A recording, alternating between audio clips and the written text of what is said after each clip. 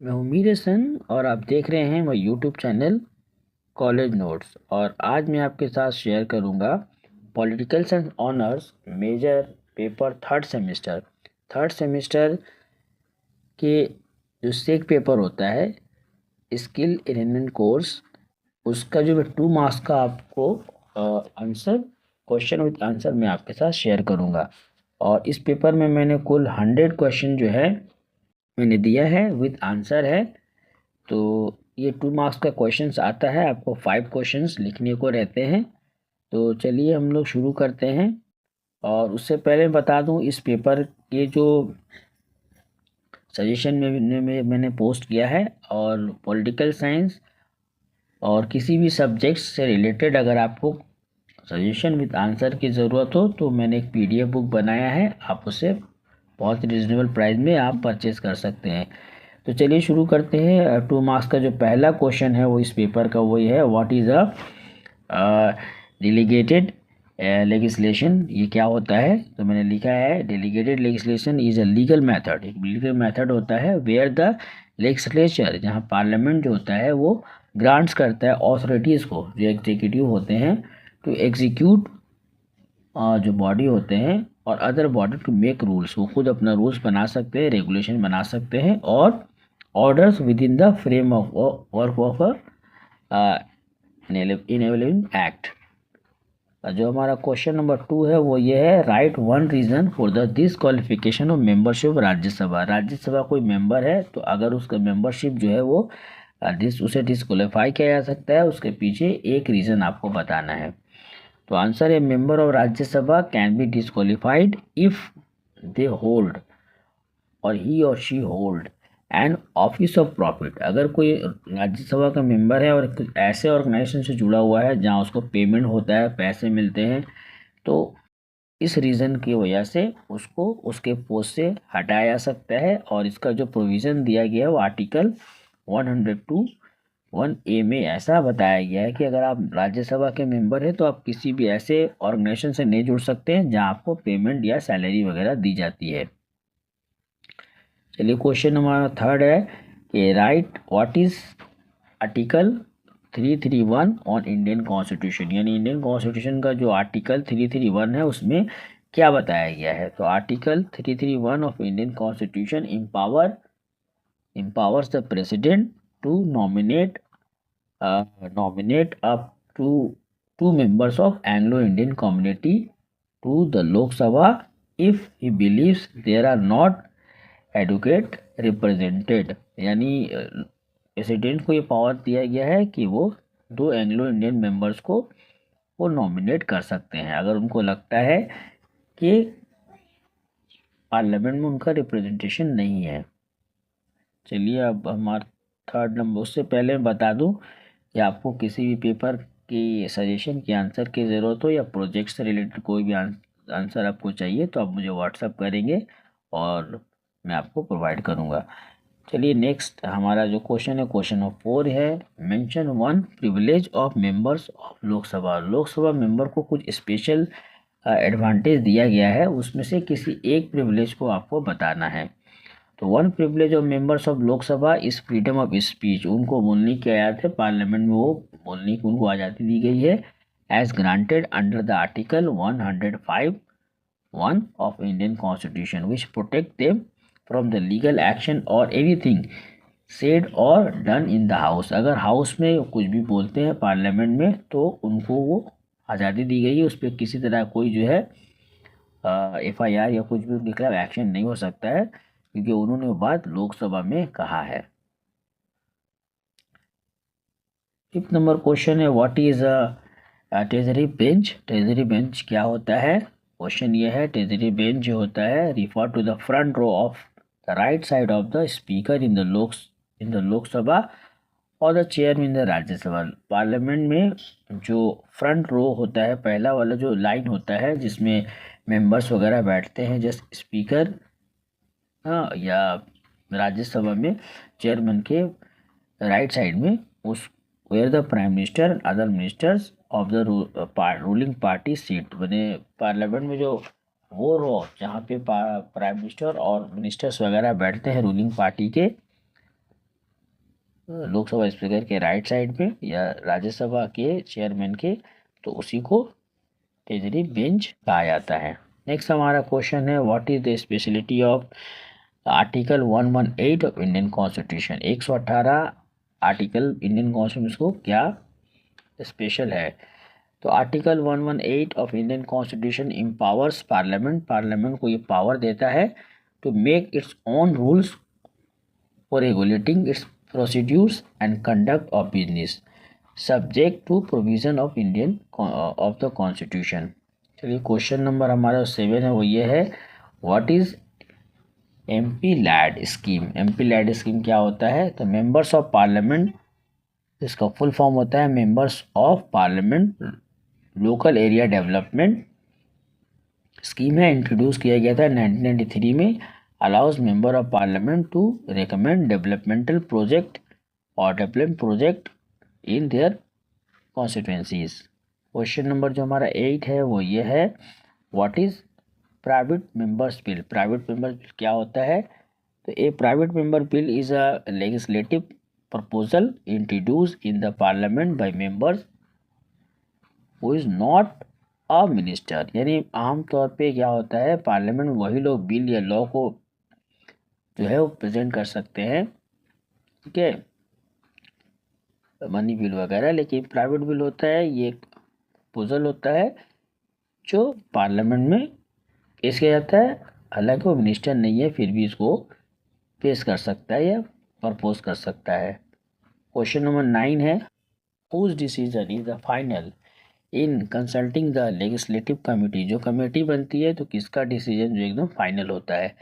The speaker of Lok Sabha और chairman of Rajya Sabha has final decision in constituting a legislative committee. Question number 10 है right one means of governmental control over the panchayat. Panchayat system पे government किस तरह से जो है control करती है? One means of governmental control over the panchayat it is financial control where the state government regulates grants funds and audit to ensure the proper utilization of resources as per the constitutional provisions। Question number जो हमारा 11 है write the names of standing committee in Lok Sabha. Lok Sabha के में जो बहुत सारी committee होती है, किसी एक का नाम बताना है। One standing committee in Lok Sabha is the estimate committee. Question number जो हमारा 12 है वो ये है which chamber of Indian parliament is known as a popular chamber. किस इंडियन पार्लियामेंट के दो पार्ट हैं, तो किस पार्ट को या किस पार्लियामेंट को पॉपुलर चैम्बर कहा जाता है? तो Lok Sabha is known as a popular chamber of Indian parliament. और मैं फिर आपको बताता चलूँ, जैसा कि स्क्रीन पे आप देख रहे हैं कि अगर आप ऑनर्स या जनरल के स्टूडेंट हैं और आपको नए सिलेबस में जो पेपर होते हैं मेजर माइनर आईडीसी या कंपलसरी इंग्लिश, तो आप जो है मुझसे उसके सजेशन विद आंसर आप मुझसे जो है परचेज कर सकते हैं। सिर्फ 299 में जो भी सब्जेक्ट आपके होंगे जो मैंने स्क्रीन पे दिया है, English, history, political science, education, sociology, journalism, psychology, Urdu, तो ये सारे सब्जेक्ट जो मेंशन किया है, अगर आपको आंसर की ज़रूरत है तो आप मुझे व्हाट्सअप करेंगे और बहुत ही रिजनेबल प्राइस में आपको आंसर प्रोवाइड कर दूँगा। और चलिए हम नेक्स्ट आगे बढ़ते हैं। क्वेश्चन नंबर 13 है। क्वेश्चन नंबर 13 ये है कि what is the significance of article 249। 249 जो आर्टिकल है उसकी क्या इंपॉर्टेंस है? तो article 249 of Indian constitution empowers parliament to legislate on a subject in the state list. State list में जो भी टॉपिक्स बताया गया है उस पर वो इंडियन पार्लियामेंट को पावर दिया गया है कि वो उसको ये कर सकते हैं list if the Rajya Sabha passes a resolution by 2/3 of majorities. Next हमारा क्वेश्चन है 14 mention a reason for the decline of legislature. Legislature के डिक्लाइन के पीछे क्या रीजन होता है? One reason for decline of legislature is the increasing dominance of executive where the laws are often made through the ordinance and delegate legislation. चलिए question number हमारा 15 है what is no confidence motion.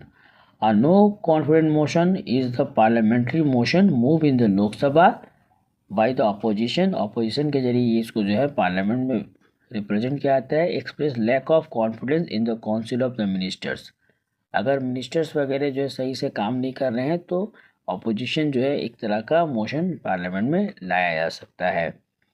Question number 16 है, who decide whether, is important question है, who decide whether a bill is a money bill, ये money bill है या नहीं है, यानी वो बिल जो टैक्स से रिलेटेड होता है या नहीं है, इसका डिसीजन कौन लेगा और किसका डिसीजन फाइनल होता है। Speaker of the Lok Sabha determine whether a bill is a finance bill under the article 110 of the constitution and the decision, और उसकी जो डिसीजन होता है डिसीजन इज अ फाइनल।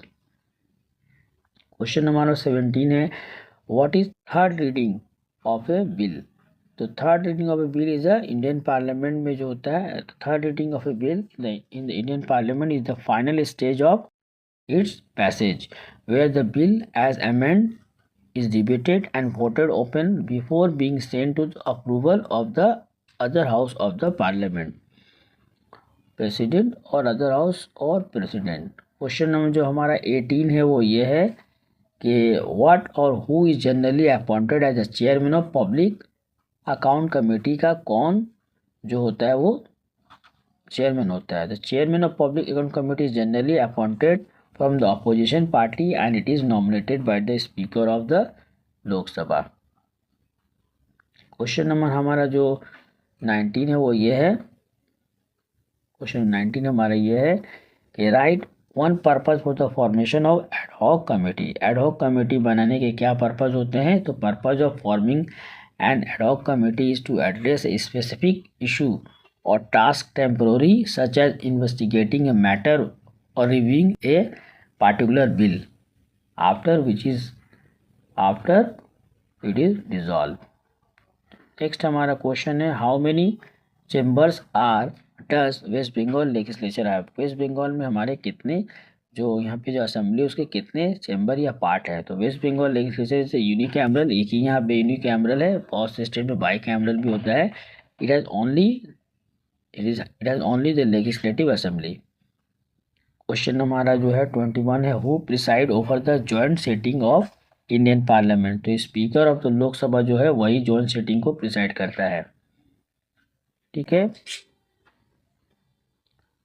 और नेक्स्ट हमारा क्वेश्चन है 22, what is mean by hung Lok Sabha, Lok Sabha hung Lok Sabha किसे कहते हैं, where no party secure the absolute majority, अगर इलेक्शन होता है और इलेक्शन के बाद कोई भी पार्टी जो है वो पूरी मेजोरिटी में नहीं आती है, तो ऐसे पार्लियामेंट को, ऐसे सिचुएशन को जो है हंग सिचुएशन, नॉन हंग लोकसभा या हंग पार्लियामेंट भी कह सकते हैं। ठीक है, व्हाट इज हंग पार्लियामेंट, तो यही आंसर होगा, हंग लोकसभा तो यही आंसर होगा। नेक्स्ट हमारा जो है वो ये है, what is time of duration of 0 hour, 0 hour जो पार्लियामेंट में होता है उसके क्या टाइम ड्यूरेशन होते हैं, तो जो टाइम ड्यूरेशन का जो होता है 0 आवर का 1 आवर होता है, 12 PM to 1 PM। नेक्स्ट हमारा क्वेश्चन है, after how many years 1/3 of Rajya Sabha members retire, Rajya Sabha के मेंबर जो होते हैं रिटायर हो जाते हैं कितने ईयर्स के बाद, तो after they retire every 2 years, 2 years हर 2 साल के बाद 1/3 जो है मेंबर ऑफ राज्यसभा जो है वो उनको रिटायर कर दिया जाता है। How many elected members are there in the West Bengal legislative assembly, जो हमारे यहाँ बंगाल में जो असेंबली है उसमें कितने मेंबर्स या कितने सीट वहाँ पे है, तो there are 294 elected members in the West Bengal legislative assembly. Question number हमारा 26 है, who summon the session of legislative assembly, का जो सेशन कौन उसको समन करता है, कौन उसको ऐलान करता है, बुलाता है, सेशन को बुलाने का राइट किसके पास है, the governor of the respective state summon the session of legislative assembly. इस तरह से मैंने आपको 25 क्वेश्चन शेयर किया है, इसमें मैंने टोटल जो है उसके बाद मैं आपको सॉल्व करके दिखा दे रहा हूँ, आप इसको यहाँ से जो है आप लिख सकते हैं या स्क्रीनशॉट भी ले सकते हैं। 27 क्वेश्चन, उसके बाद 28, 29, 30, ठीक है, और 31 कह सकते हैं, 32, question number, under which article constitution is financial emergency mention किया गया है। आप देख सकते हैं 20 यहाँ से जो है आप 30 क्वेश्चन है, 32 30, ठीक है, 37 8 40 है, ठीक है, 41